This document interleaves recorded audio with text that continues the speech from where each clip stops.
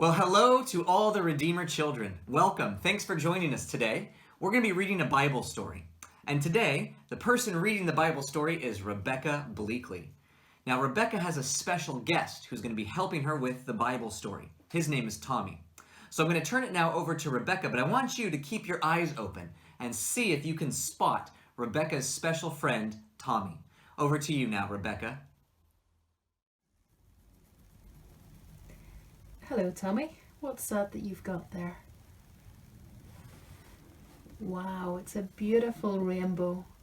Tommy, did you know that the boys and girls in Redeemer have been drawing rainbows these past few weeks as well?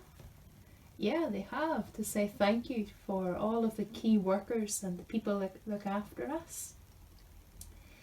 And did you know something else as well, Tommy? There's a story in the Bible about a rainbow. Would you like to read it? Okay, let's read it.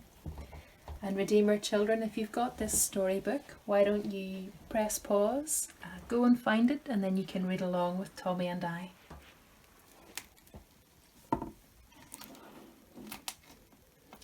Today's story is about a man called Noah. Time passed and many people filled the earth. Everyone everywhere had forgotten about God and were only doing bad things all the time. God's heart was filled with pain when he saw what had happened to the world he loved. Everywhere was disease and death and destruction, all the things God hates most. Now, Noah was God's friend, which was odd in those days because no one else was. Noah listened to God. He talked to God. He just loved being with God, like you do with your best friend. Noah, God said, things have gone wrong. People have filled my world with hate instead of love. They are destroying themselves and each other and my world. I must stop them. First, we'll build an ark. Do you know how to build an ark? Neither did Noah. Luckily, God knew, and he would show him. A storm is coming, God told Noah, but I will rescue you, I promise. I'll send the animals to you, ones that creep and crawl and slither, tall ones,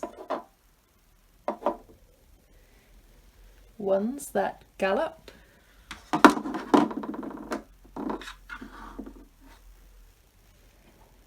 and moo and snort.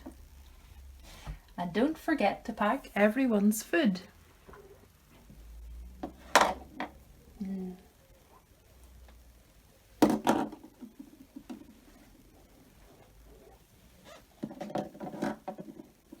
Yummy.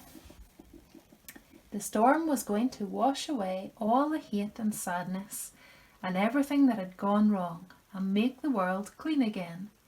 God had thought up a way to keep Noah safe, but Noah would have to trust God and do exactly what God told him. So Noah built an ark, and that's just a very large boat, a little bit like this one. Thanks, Tommy. Noah's neighbours came out to watch and point and laugh because they didn't believe Noah about the boat or the storm, or needing to be rescued. And Noah must have looked rather silly. His boat was in the desert. The desert was nowhere near the sea, and there wasn't even a cloud in the sky. Why would anyone need an umbrella, never mind a boat? But Noah didn't mind so much what other people thought. He minded what God thought. So he just did what God told him to do. When the ark was ready, God said, "All aboard!" And Noah's family and all the animals climbed inside. Then God shut the door.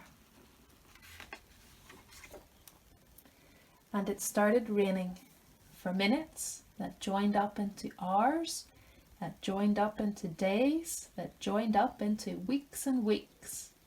And the rain joined up into puddles, that joined up into rivers, that joined up into lakes, that joined up into a flood that covered the whole world. Their boat that had once seemed so big suddenly seemed very small.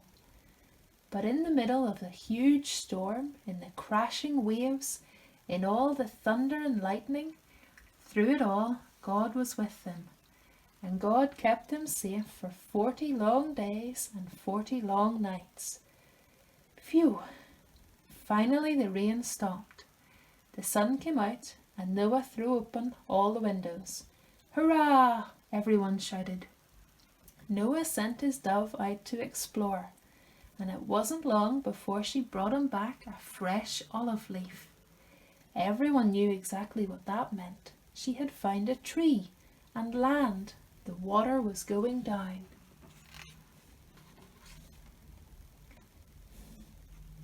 At last the boat landed quite suddenly on top of a great mountain. As soon as it was safe, God said, "Out you come!" And so they did, everyone skipping and dancing onto dry land. The first thing Noah did was to thank God for rescuing them, just as he had promised. And the first thing God did was make another promise. "I won't ever destroy the world again." And like a warrior who puts away his bow and arrow at the end of a great battle, God said, "See, I have hung up my bow in the clouds." And there in the clouds, just where the storm meets the sun, was a beautiful rainbow made of light. It was a new beginning in God's world. It wasn't long before everything went wrong again, but God wasn't surprised. He knew this would happen. That's why, before the beginning of time, he had another plan, a better plan. A plan not to destroy the world, but to rescue it. A plan to one day send his own son, the rescuer. God's strong anger against hate and sadness and death would come down once more, but not on his people or his world.